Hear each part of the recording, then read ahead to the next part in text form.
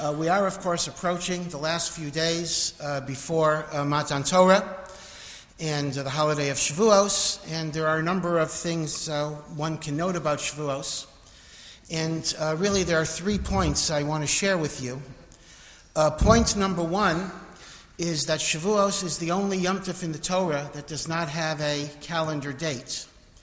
The Torah defines the holiday of Shavuos as the 50th day of the counting of the Omer that begins on the second day of Pesach, the 51st day from Pesach, and it is only the fact that our calendar is presently predetermined that will always be the 6th of Sivan. At a time during the Beis HaMikdash and even afterwards, when we sanctified the new moon based on the testimony of witnesses, and therefore months could have variable lengths, it would be possible for the 50th day to be on the 5th of Sivan, if both Nisan and Iyar were 30 days, the 7th of Sivan, if Nisan and Iyar were 29 days, or the 6th of Sivan, if, as our present calendar, Nisan is 30 and Iyar is 29. But inherently, there is no date to Shavuos. Shavuos is a floating holiday.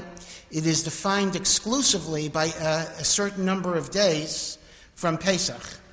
And here all of the Svarim teach us, this is because the Torah does not regard Shavuos necessarily as an autonomous, independent Chag. It is rather the culmination of Pesach. In fact, the Sefer HaChinuch actually has a lashon that suggests that the 49 days of Sfiras HaOmer are like a Chol HaMoed. So if you tell your boss that you're taking off Chol HaMoed, you might be able to take a longer vacation than he might think, although the job will probably not be waiting for you at the end of that time.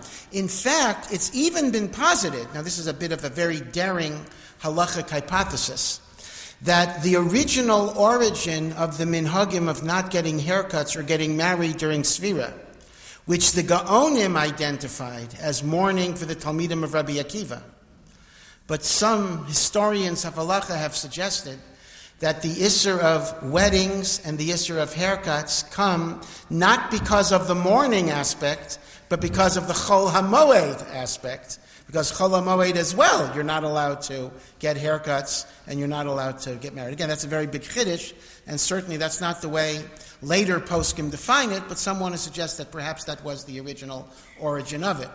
And the concept, therefore, is that Pesach and Shavuos are one single Yom Tov, because Pesach celebrates freedom, liberation, but Shavuos reminds us that the meaning of freedom and the purpose of freedom and the value of freedom is only when it is linked to Torah.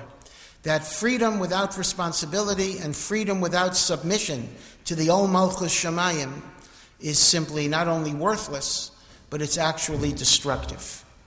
And that is why Chazal point out that the korban of Pesach is a korban of Omer, which is barley, which is machal behema, fit for animals.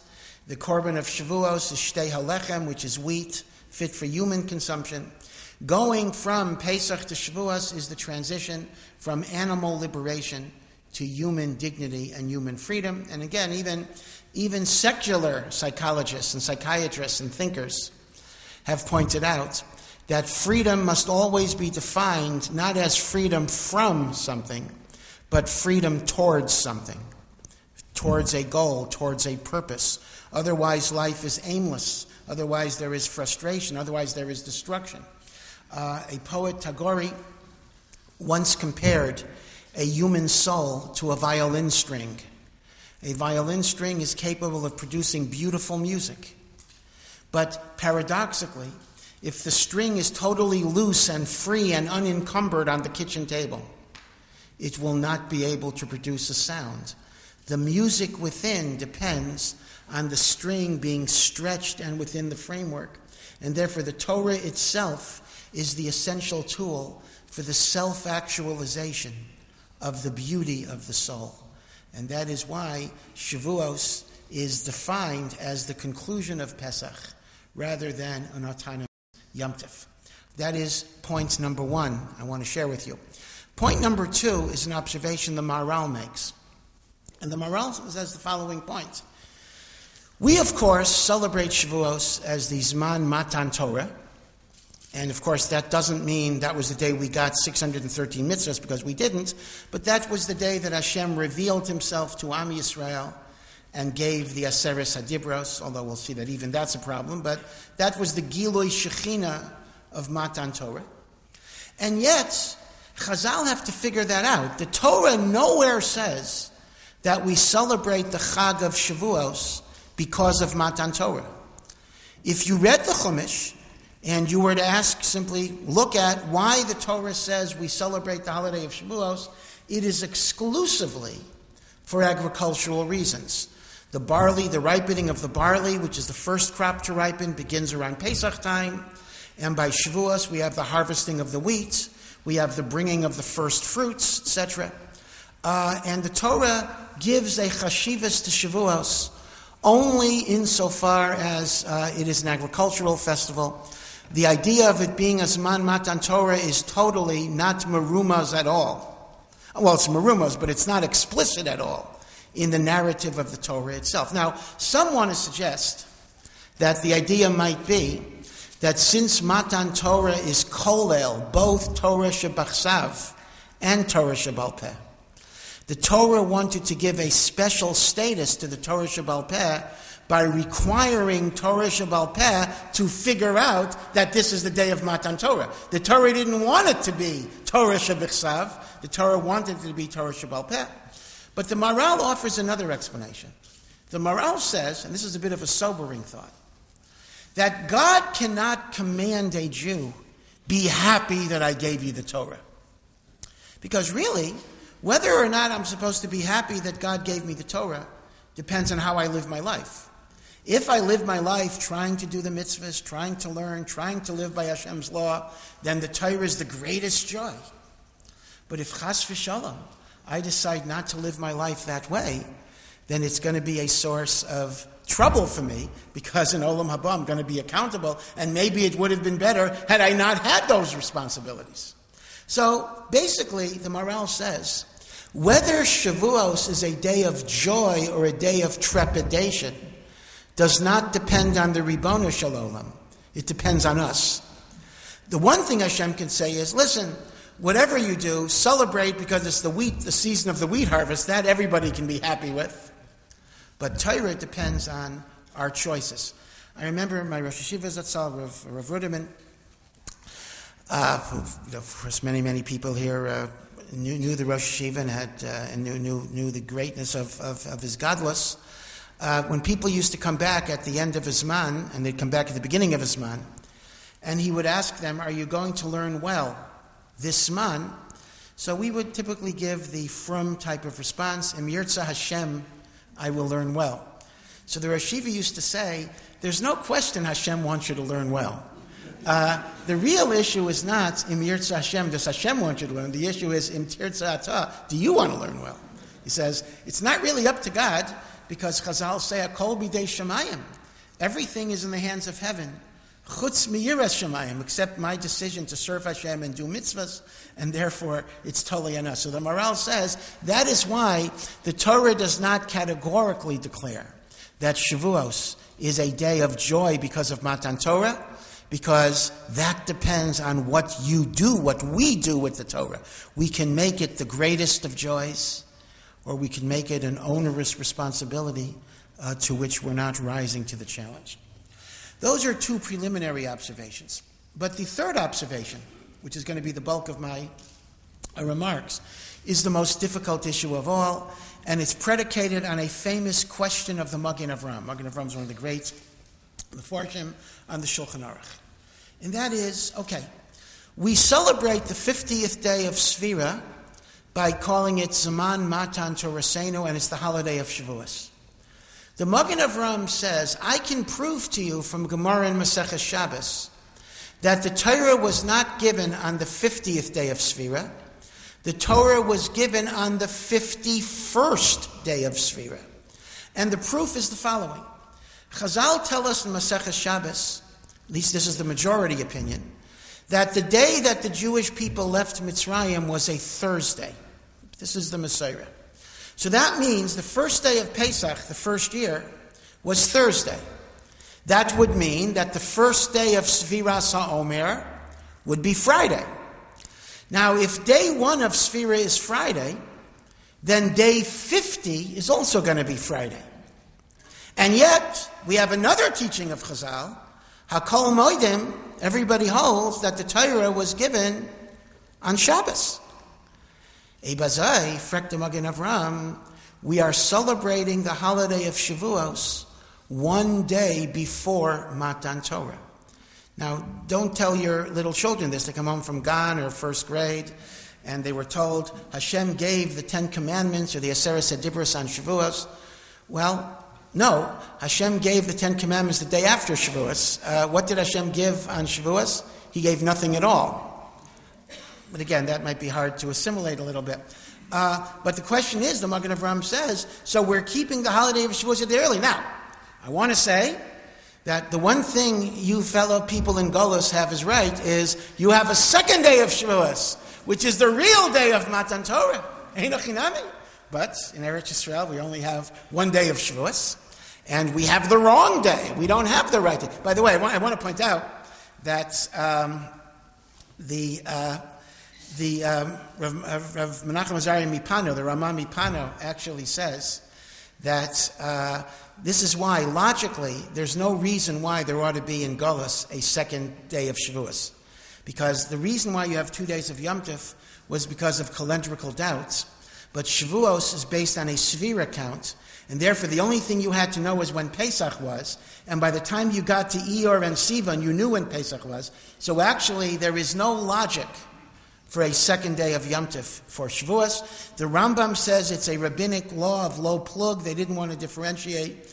But the Marami Pano says there's a shtickle remez that the reason we have it is because the second day of Shavuos is the emestika day of Matan Torah, and that gives it a certain chashivas. Okay, but be it as it may, the Magen Avram's kasha is a strong kasha, and the Magen Avram gives an answer, a bit of an enigmatic answer, and he says the following: that in reality, HaKadosh Baruch Hu wanted to give the Torah a day earlier. But the Gemara says, according to Rav Yossi, Moshe Rabbeinu added an extra day of preparation on his own initiative, and HaKadosh Baruch Hu deferred. So we celebrate Shavuos not on the day that Hashem gave the Torah, but on the day that Hashem would have given the Torah, had Moshe Rabbeinu not added a Yom Echad Midato. And therefore, we celebrate on the hypothetical day that Hashem had set aside for Matan Torah, but not on the actual day. This is what the Magen Avram says. The question that one might ask on the Magen Avram is, why should the hypothetical trump the actual? Meaning, okay, Hashem wanted to give the Torah a day earlier, but he didn't give the Torah a day earlier. He gave it a day later in deference to Moshe Rabbeinu adding an extra day, and we'll explain how Moshe Rabbeinu did that. So, l'chora, why should I celebrate the hypothetical, the theoretical? I should celebrate the actual day of Matan Torah. So the Magen Avram needs a certain amount of explanation. Of course, some want to say, although it's not really an answer, that's why Shavuos is called Zaman. It's not called Yom Matan Torah. It's not called the day of Matan Torah. It's called the season because, it's a day off here and there. It's the season of Matan Torah. But again, that's a dochek because so what? So let's say Yom and have the right day. So to understand the inner meaning of the Magen Avram, I want to share with you a thought from Sefer Emek Yoshua, one of the Litvische Gedolim of the 1800s, which, with some harchava and some elaboration, gives us really some fundamental insights into the halachic process and the nature of Torah Shabbal Peh. Let's start with a famous Gemara in Bava Metzia, in the fourth parak of Bava Metzia, involving the oven of Achnoi. This was an earthenware oven that was cut into strips, and it was carried like hula hoops. And the question is it considered a broken oven that's not susceptible to ritual impurity, or since that's the way it's commonly transported, it's a kli that is capable of being makabel tuma. And there was a machlokas in which a majority of the sages took one position, and Rabbi Eliezer ben Horkinus, who was the Gadol Hador, refused to accede to the majority position. He advanced all of his arguments. The Chachamim did not accept it.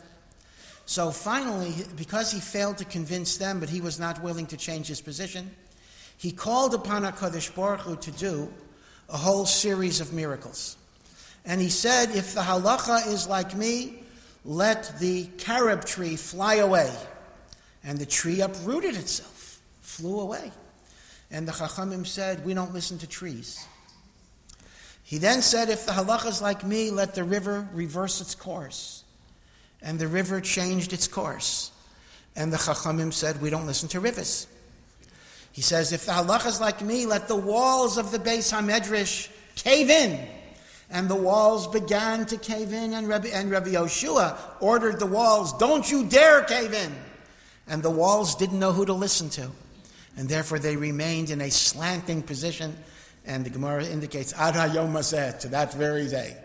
So that's kind of an explanation for the structural problems of the building itself.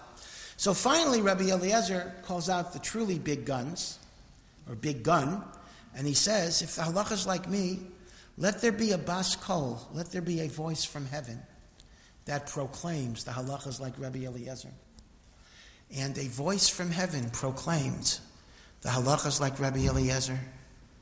And Rabbi Yoshua points to the heavens and says to HaKadosh Baruch Hu, HaKadosh Baruch Hu, stay out of this. You yourself said in your Torah, Lo b'shamayim hi, it is no longer in heaven. You yourself created the mechanism by which halachic matters are to be decided. And that's through a majority of the Sanhedrin and the like. You yourself are bound by the strictures and procedures and mechanisms that you created in the oral law, in the Torah Shebaal Peh. Therefore, HaKadosh Baruch Hu, don't get involved. It's none of your business. Now, this sounds like a tremendous, tremendous chutzpah.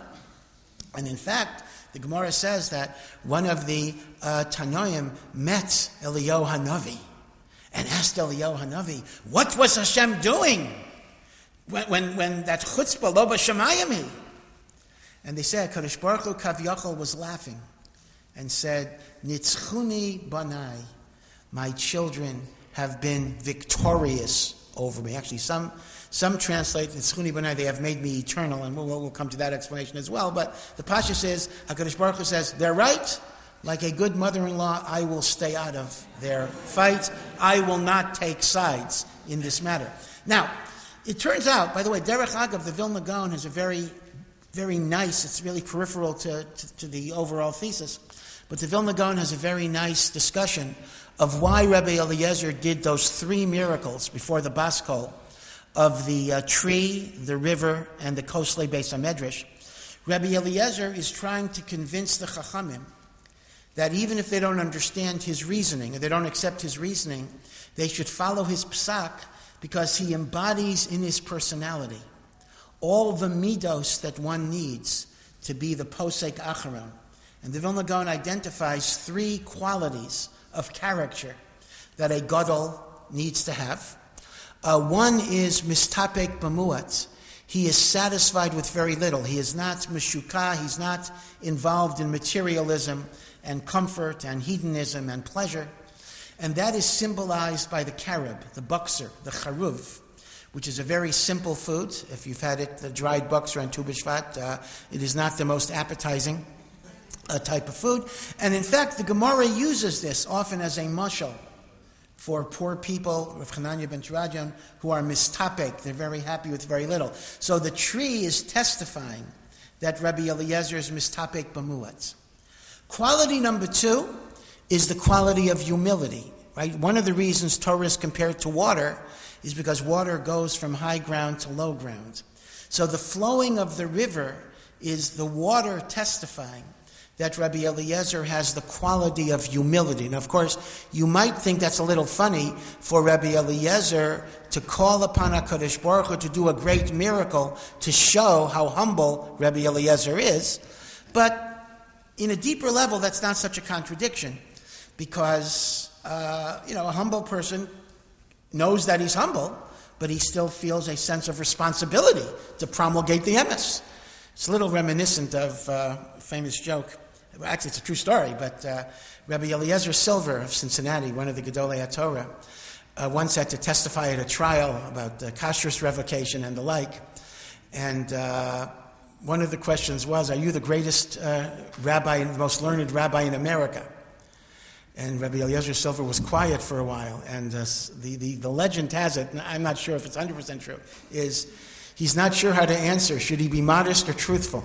But anyway, the third quality is, of course, diligence, sitting in the Beis HaMedrash, learning long, long hours, and that is the walls of the Beis HaMedrash. So he's trying to show he's mistapik b'muat, he has humble, he's humility, and he also has the quality of diligence. But nevertheless, Nachum didn't listen to him. Now, the question is, what is the meaning of this concept that the Torah is not in heaven? After all, it's true that every page of Gemara is filled with machlokes, argument, debate, shilos and shuvos, to this very day between Gedolim. But ultimately, when we are arguing over any halachic matter, let's say modern issues, does Judaism permit cloning or surrogate motherhood or egg donation or nuclear war or territorial concessions, land for peace? On one hand, we use texts and sources and we look at makoros, but in an ultimate sense, we're trying to figure out what does HaKadosh Baruch Hu want us to do in a given situation. We may not talk that way because we bring proofs from this and that, but the ultimate thing we're trying to figure out is, what is the Ratzon Hashem? So if HaKadosh Baruch Hu comes in and tells you, this is what I want, we say to HaKadosh Baruch Hu, stay out of it, God. We are determining what it is that you want, and what you say you want is irrelevant. It's like, kids are deciding, to give a trivial example, kids are deciding what they want to, buy their father for a birthday or whatever it is, and Dad says, this is what I would like. They say, stay out of it, Dad. What you say you want is not relevant to our determining what it is you want. So l'chaira, lo b'shamayim is a great enigma. Now, you might say practically, well, lo b'shamayim could be understood on a superficial level as a prophylactic device to prevent fraudulent, spurious claims. Like, for example, the Christian ministers who say, God came to me last night and said, you have to give me $1 million. So, by excluding those things from the halachic process, you avoid fraud, because everything has to be based on logic and precedent. However, that's clearly not what the Gemara is talking about, because the Gemara does not exclude the Bas Kol because it was inauthentic or there wasn't enough proof that it was a genuine voice. Lehepech, the Gemara seems to concede, avada, it was Hashem talking. Hashem said, objectively, Rabbi Eliezer is right. And Rabbi Yeshua's point that you don't listen to a Bas Kol isn't because, how do you know it's a real Bas Kol? But rather, even if it's a real Bas Kol, it makes no difference. Right? Hashem says, Nitzchuni Bana. So the question is, how do you understand that whole process? A similar problem we have in a slightly different area, but it's the same type of problem, and that is when we have machloksim, Beis Hillel, Beis Shammai, and they say opposite positions. One says chayav, you're obligated. One says you're exempt. One says kosher. One says treif. So who's right objectively? So the Gemara has a statement, Elu v'elu divrei Elokim chayim. These and those are the words of the living God. They are both correct. Now the question becomes, how could two mutually exclusive positions be true? What did Hashem tell Moshe? Kosher, treif, chayav, pater. If HaKadosh Baruch Hu said one, then the other one is wrong. We may not be able to know which one is right and which one is wrong, but it would not be logically possible that they both could be correct. It's like that famous story about the litigants going to the rabbi, and one litigant says his position, and the rabbi says, you're right, and the other one says his position says, you're right, and the rabbi says, how can they both be right? And I say, you're right too. Everybody's right. So the Drasha Saran, Rabbeinu Nissim, one of the great Rishonim, has a big arichos in all of these issues. Elu v'elu divrei Elokim chayim, lo b'shamayim hi. And he develops the idea that halachic truth, as derived from the principles of Torah Sheba'al Peh, is not the same as what we might call mathematical truth. And truth is, the Ramban actually makes a very similar point earlier in the introduction to the Milchamas Hashem, a very astounding point. And that is, in mathematics, and again, I understand there's higher mathematics, which are different systems, but let's take arithmetic, right? 1 + 1 is 2, right? There's an objectively correct answer. If I say 1 + 1 is 3, that is my opinion, well, we would simply say, well, your opinion is wrong. There is something that is right, there is something that is wrong. Things are not matters of opinion. There is no room for a pluralistic multiplicity of inconsistent understandings. The Ran says halachic truth is very, very different in that way. Because contrary to what some people think, that Torah Sheba'al Peh is just a huge corpus of information that Hashem gave Moshe. And the only job of the Chachamim is to lug this mass of information and pass it down to the next generation till it eventually got written down. In fact, I once heard a very well-meaning and very sincere Talmud. And again, his kavanas were totally l'shem shamayim. But he once said he believed b'amuna shlema that the Mishnah Brura, the nusach of the Mishnah Brura, word for word, was passed down from Moshe Sinai until in the 1890s there was a danger of it getting forgotten, so the Chafetz Chaim kind of transcribed it. But that can't be the way it is. I mean, you open up a page of Gemara, right? Abaya says something. Rava asks a kasha on Abaya. Are they reading from a script? Was Abaya given a script that says, okay, Abaya, you're supposed to say this, and you, Rava, are supposed to say this, and then Rav Chisda is going to stand to the right here and say that? Obviously, that's not the way it worked. It's not the way it works today, if Rav Yashiv, may he be well, is a machlokes of Shlomo Zalman Auerbach, and it's not the way it worked with Abaya v'Rava either. Rather, the Ran says, Torah Sheba'al Peh refers to fundamental principles, methodologies, and interpretive tools, where HaKadosh Baruch Hu gave Moshe the keys to interpreting the Torah in order to apply it to the ever-changing issues that halacha brings to the forefront. The Torah is eternal and unchanging, but life is always changing. Life always creates new issues, and it was given to the Chachamim the authority. Now again, I'm going to gloss over a very, very major, difficult issue. Who are the Chachamim that are authorized to get engaged in that process? That's a difficult issue. But whoever those Chachamim are, they take the tools of Torah Sheba'al Peh, and by applying those tools, they come to various conclusions how that should be operational in this world.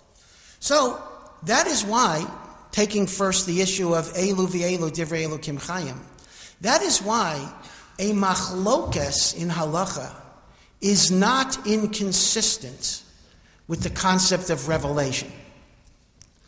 If revelation meant God gave Moshe a definitive answer to every single question, then whoever is coming up with an answer that is not the same as God said to Moshe would be incorrect.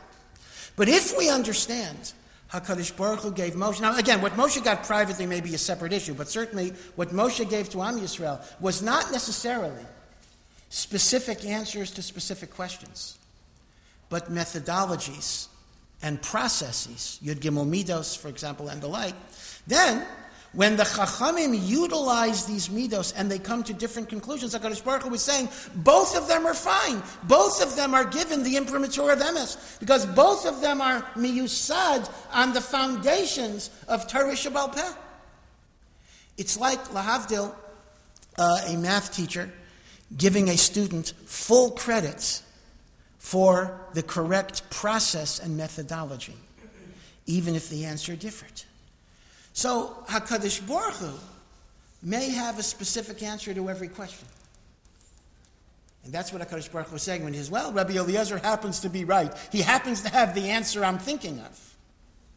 But operationally in this earth, HaKadosh Baruch Hu basically said, the emes on this earth is to be determined by the Chachamim. When there's a machlokes without a Sanhedrin definitively voting, it's Eilu v'Eilu divrei Elokim Chayim. When there is a vote, it's Acharei Rabim Lahatos. And even HaKadosh Baruch Hu's objective answer does not become the answer that applies in this earth.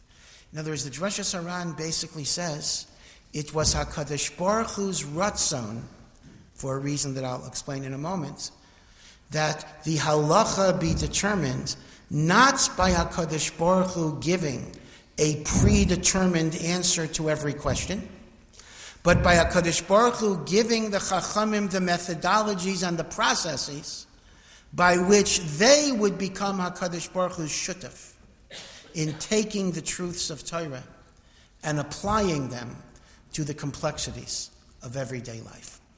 Now again, this can be misunderstood, and I admit that, because obviously we're not talking about reform or people who deviate. We're talking about gedolim that have such authorization. But this is the aside of lo b'shamayim hi. Halachic truth is the culmination of a process. It is not the discovery of a mathematical point. By the way, as an aside, I mean, again, this is a very important, very basic idea. This is why at least most cases of machlokes are not at all inconsistent with revelation.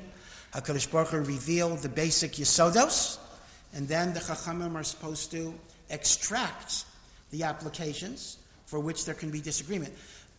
They tell a very nice story that the Chavetz Chaim once went to visit Rav Chaim Soloveitchik, Rav Chaim Brisker. And after Rav Chaim finished Mincha, a balabas just came into the shul in Brisk and blurted out to Rav Chaim, "How come there's so much machlokas in Gemara? Everything's machlokas." So Rav Chaim looked at the man. By the way, they say one of the reasons Rav Chaim wore glasses, Rav Chaim didn't need glasses, but they say Rav Chaim's eyes were so scary that Rav Chaim had to kind of cover them up. He had a really tremendously deep stare. But Rav Chaim looked at him for 30 seconds, and Rav Chaim said, "You're wrong. For every machlokes in Shas, like the tip of an iceberg, there are many, many more areas of common agreement that are not articulated." And this is actually an interesting point. The first Mishnah in Brachos has 3 different opinions until when can you read the Kriya Shema of the night. Right? So the second line of the Mishnah already is machlokas. But that presupposes a mitzvah of Kriya Shema. That presupposes morning and night. It's a machlokas about certain details. The first Mishnah of Sukkah, a sukkah that's more than 20 amas is puzzle. And another opinion is machsharet. But that presupposes, right? So Rav Chaim says, if you analyze it, what at first glance might appear like a plethora of machlokas is only the tip of an iceberg of a bedrock consensus as to what the fundamental principles of halacha are. So this is what Rav Chaim told the person. Rav Chaim told the person, many more areas of agreement than machlokas. Then he went back to davening. The Chavetz Chaim was silent, and on the way back to Radin, which was a several-hour train trip, the Chavetz Chaim was deep in thought. And at the end of a few hours, he said, that Rav Chaim is a real gun. So the way people reconstruct the story, when the person said to Rav Chaim, how come there's so much machlokas? Rav Chaim went through every machlokas in Shas in 30 seconds to determine. It took the Chavetz Chaim 2 hours. And at the end of the Torah, he said, Rav Chaim is taka right. The Chavetz Chaim wanted to go through it himself. So it's an interesting idea. Now we have to remember this, that machlokas should not obscure the consensus and the Kabbalah of the fundamental principles. Now, let's reflect on this a little bit more, and this is going a little bit beyond the Ran, and that is, HaKadosh Baruch Hu in effect gave us a Torah in which the Yesodos are transmitted, but then there's a tremendous amount of creative and dynamic inputs in how to apply those Yesodos that gives rise to machlokas, confusion, ambiguity, uncertainty. Why did Hashem give the Torah in such a seemingly sloppy, messy way? HaKadosh Baruch Hu could certainly have given the Torah in another way. HaKadosh Baruch Hu would have given the Torah in a way in which there's a definitive answer to every question. Maybe you'll answer, well, at the time of Matan Torah, they wouldn't have understood what cloning or electricity was. Well, first of all, don't be so sure. So Hashem could have given Moshe envelopes in stone, not to be opened up before Tafshin Samach, or whenever Dali, the sheep, was cloned. And we open up the envelopes. Hashem says, Asher, Mutter. Like the Tshuvas of Ga'ainim. Ever see the Tshuvas of Ga'ainim? It's funny, the Achrayim, the Tshuvas get longer and longer and longer and longer. Tshuvas of Ga'ainim, Shaila said, Mutter, Asher, Pater. One word. HaKadosh Baruch Hu given that answer. It would have made yeshiva learning much easier. Why did HaKadosh Baruch Hu create such a confusing, messy, disorganized, chaotic system? And the answer is, this demonstrates Hashem's love for Am Yisrael in a very, very deep way. Let's imagine you wanted to bake a cake for your child. Maybe there was more the women, or there may be some men who bake as well. There are two ways you can make a cake for your child's birthday. The easier way is when the child is in school or when the child is asleep, you make a cake, 20 minutes, everything's great. But a much deeper way of showing your love is you invite the child to be a co-creator of the cake.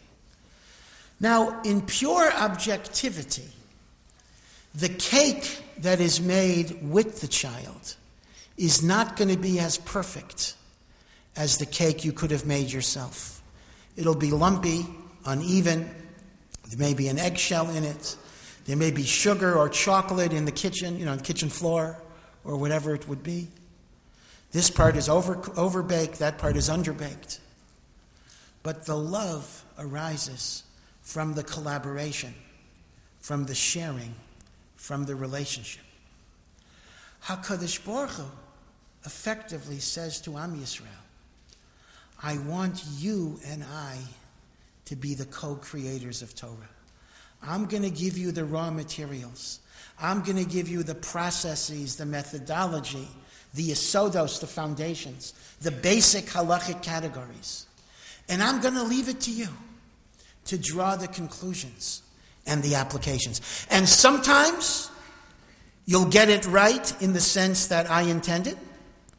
And sometimes you will come to a conclusion different than I intended. But the conclusion that you come to is the one that I want.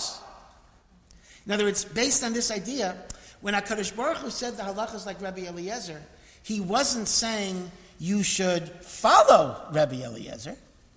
He was saying, well, Rabbi Eliezer happened to get the answer I was thinking of, but if that's the answer you came to, conscientiously following the methodology of Torah Shabbat Peh, that's the answer we'll have. In fact, the Ketzai Sachoshen in the Hakdama talks about this as well. He brings the Drasha Saran, and he talks about, this is the meaning of the Pasuk, Emes me eretz titzmach. It's a pasuk.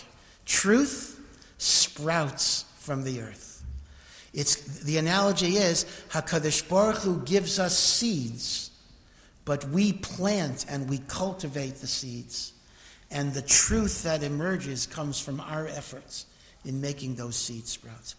So that's an amazing idea.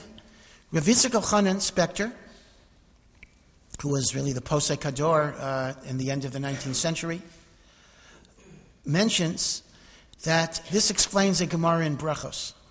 The Gemara in Brachos says that HaKadosh Baruch Hu is not like a basar v'dam. When a basar v'dam sells something very dear and precious, so the seller is unhappy and the buyer rejoices. But HaKadosh Baruch Hu sold us, gave away the Torah, and Hashem is still happy and proud, as the pasuk says, Ki lekach tov nasati lachem. I have given you a good purchase. We say it every time we put back the Torah, pasuk in Mishlei, Torah siyal tazova. This is Gemara in Brachos. Rav Yitzchak Elchanan asks the kasha, what's the comparison? When I sell you something, I'm giving up my ownership. Hashem didn't give up anything. Hashem commanded us to keep the Torah. Zok Rav Yitzchak Elchanan, not true. Lo b'shamayim he is HaKadosh Baruch Hu abdicating, as it were, abdicating his control over the Torah. This was Hashem's decision, by making the Chachamim a part and parcel in the creation of Torah Shabbat Peh. Again, there are many, many ways of approaching this. In other words, it turns out that the halachic process is not merely one of discovery or uncovering a pre-existent reality, but rather the results of the halachic process create the reality. Let me give you a little story that illustrates this in a bit of an extreme way. And this is even from the Achronim. The Shagas Aryeh was at a time in his life the Rav of Volozhin. In fact, he was the first Rebbe of Rav Chaim Volozhiner before Rav Chaim Volozhiner went to the Vilna Gaon. Rav Chaim Volozhiner, of course, was his successor as Rav of Volozhin. In fact, the story goes that the Shagas Aryeh used to learn in Rav Chaim Volozhiner's father's house, because his father was the only one that had a shas in the whole city of Volozhin. Svarim were not as common as they are today. And the story goes that Rav Chaim Volozhiner's mother, when she was giving birth to Rav Chaim of Volozhin, she did not emit a sound because she didn't want to disturb the Shagas Aryeh's learning. So she went through labor totally silent. And the Shagas Aryeh gave her a bracha that in the merit of her great supernatural chashivas of Torah, she will give birth to a son who will be a Gadol B'Yisrael, as of course he became. But the Shagas Aryeh had a very unusual psak. The Shagas Aryeh had paskined that a certain defect in an animal's lung that every other posek said makes the animal a treifa, he held it was not a treifa, and in Volozhin they ate meat that would not be kosher anywhere else. So there was a man who had a lung condition that was the same as that condition in the animal, and he was told to go to a drier climate. And the Shagas Aryeh told him, you better not leave, because if you leave the city, you're going to die within a year. And the person said, why? He says, because the following. Chazal say, a treifa cannot live more than 12 months. But in Volozhin, because of my psak, that this condition is not a treifa, it doesn't apply to you. And HaKadosh Baruch Hu changes the natural phenomenon that you can live. But once you leave Volozhin, the psak that covers you is the psak of all the other chachamim who say you are a treifa. And therefore, once you leave Volozhin, you're going to die within the year. The person says, this doesn't make sense. I'm either a treifa or I'm not a treifa. Maybe I'll die, maybe I won't, but it's not going to depend on whether I'm in Volozhin. Volozhin isn't even a good climate for me. He left Volozhin and he died within the year. Meaning, the decision of the chachamim is not just discovering an antecedent reality. It creates the reality. This is the partnership. And it's important to understand this. I know that, as I said before, words like creative and dynamism are dangerous words because they're sometimes buzzwords for unwarranted departures from halacha. But one cannot deny the emes that HaKadosh Baruch Hu gave a Torah Shebal Peh in which the Chachamim take the Yesodos and through their logic and their argumentation and their svara and their precedents, it is their achrayas and their job to take those fundamental truths and apply them to the ever-changing reality of life. And even if the particular answer is not the nekudah that HaKadosh Baruch Hu had in Shemayim, HaKadosh Baruch Hu wants that to be the operational truth of this world. Now, if we understand, let's go back to Shavuos now, because all of this was a long segue.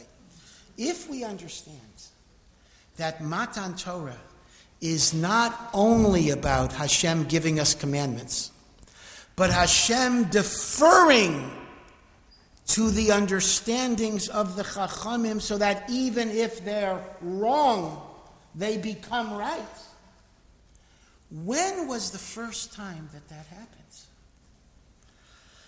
On Friday, the 50th day of the Omer, the Rebbeinu Shel Olam wanted to give the Torah to Am Yisrael.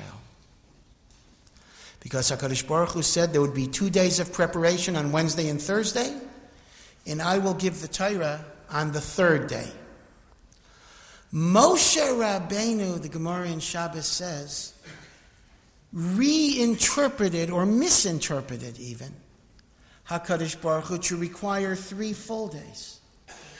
And the Gemara indicates that this was a drasha. This wasn't Stam Moshe deviating. But Moshe interpreted you needed 3 complete days. So Moshe Rabbeinu instructed the people the Torah is going to be given on Shabbos. HaKadosh Baruch Hu deferred to Moshe Rabbeinu's interpretation and pushed off the Aseret HaDibros, that very act of omission was the greatest Matan Torah. Matan Torah was not what Hashem did. Matan Torah is what Hashem didn't do, because that illustrates Lo Bashamayim Hi. By not giving the Torah on Friday, HaKadosh Baruch Hu deferred to Moshe Rabbeinu's understanding, and that made the Torah the property of the Jewish people. Ein lecha matan Torah gadol mizeh, and perhaps this might even be the meaning of why it's called Zaman Matan Torah Seinu, the giving of our Torah. There is a possessory aspect to it, and that indeed occurred on the 6th of Sivan, the 50th day of the Omer. So that's a tremendously interesting point, that Matan Torah was the omission of Hashem giving the Aseret HaDibros, not the actual Aseret HaDibros. Now, B'kitzur, I'll just end here. One might think that all of this idea of creativity, dynamism, the Chachamim changing the Metzias, the Chachamim creating Torah and not just uncovering an antecedent truth, one might think, well, okay, this works for Abaya V'Rava, this works for the Tanoim, the Amoraim, the Shagas Aryeh, maybe modern Gedolim to some degree as well. Is it something that's relevant to us? I mean, we're certainly not in a position where we can create new Yesodos of Halacha and the like. We kind of just, halvai, we should learn what's already there. And of course, to that degree, of course, that's very, very true. Our role in this is much more modest. But one needs to remember that certainly, at least on the level of learning, as opposed to Psak Halacha, HaKadosh Baruch Hu very much wants the creative input of a Jew in learning Torah. That we learn Torah, we're supposed to bring to bear our questions, our perspectives, our doubts. Gemara is about questioning and about answering and about raising problems. You know, sometimes in Chinuch, at least the older Chinuch, there was sometimes a problem that if people raised questions, they were a shegetz, they were not bikaris. But the truth of the matter is, there is no such thing as an illegitimate question if it comes from a true desire to know. Some questions don't have question marks, they have exclamation points, and they're not questions. As the Beis Levi used to say, somebody went to the Beis Levi and said, I have questions in Emunah. The Beis Levi says, you don't have kashas, you have terutzim, meaning you have excuses. That's one thing. But if someone truly wants to know, HaKadosh Baruch Hu wants us to become engaged in the Torah, to bring our creativity, to bring our insight, to bring our understandings, and grapple with what the Torah is saying. So to some level it becomes our own. And the emes is, this is really part and parcel of how we prepare for Matan Torah. We know that we mourn during this period of time, some people stop after Lag BaOmer, the deaths of the 24,000 students of Rabbi Akiva. And Chazal say that the students of Rabbi Akiva died because they did not show proper kavod zelazeh, they did not show proper honor or respect to each other. And Rav Shimshon Raphael Hirsch says very beautifully that we can assume that the students of Rabbi Akiva were not insulting each other or pushing each other out of line. We can assume that they were following the Shulchan Aruch and following the basic laws, Bein Adam L'Chaveiro. But Rav Hirsch says the word kavod does not mean politeness. But kavod comes from the same word as kaved, which is heavy. And that is, kavod is the attitude that the other person is weighty, significant, has gravitas, that I can learn from him, that he's not a lightweight. These are expressions even in English, if somebody doesn't really have anything to offer. And for whatever reason, and this needs explanation in and of itself, perhaps because of their connection to Rabbi Akiva directly, there was a sense attitudinally that they didn't need each other. And that was destructive to Matan Torah, because the Torah is infinite. But every human being only has a finite perception of truth. A truth that may be totally true, but also very partial and fragmented. You know the children's tale about the 7 blind men and the elephants. 7 blind people, each of them touch a different part of the elephant. One person touches the trunk and says, oh, an elephant is like a long eel or a snake. And the other touches the ear and says the elephant is like a butterfly. Well, each one was right and each one was wrong. And as we prepare for Matan Torah, that requires ish echad uvalev echad, one man, one heart, we have to be willing to learn from each other, to understand that our individual perceptions of emes are fragmented and incomplete. And only when we join with the different perspectives that every other person brings can we achieve a shleimus, or at least a relative shleimus, approaching a shleimus in our Matan Torah. So it all goes back to the idea that HaKadosh Baruch Hu wants the creative input of every individual in the process of Talmud Torah, and the need to connect to those different creative processes in order for each and every one of us to achieve a wholeness that is greater than the sum of the parts. I just want to end with one final thought, and that is, when you think about Shavuos, on one hand, we're preparing for Matan Torah. On the other hand, we're trying to be mesakein, the lo nagu kavod zelazeh. And it sometimes happens in the real world of polarization that exists. Sometimes happens, although Baruch Hashem, there are many, many exceptions, that these two goals work at cross purposes and almost cancel each other out. Because sometimes the tendency of a person might be, as I get more deeply involved in my mitzvahs and in my learning and in my Torah, I have less of a chashivas for another person who I think is not holding on my madrega.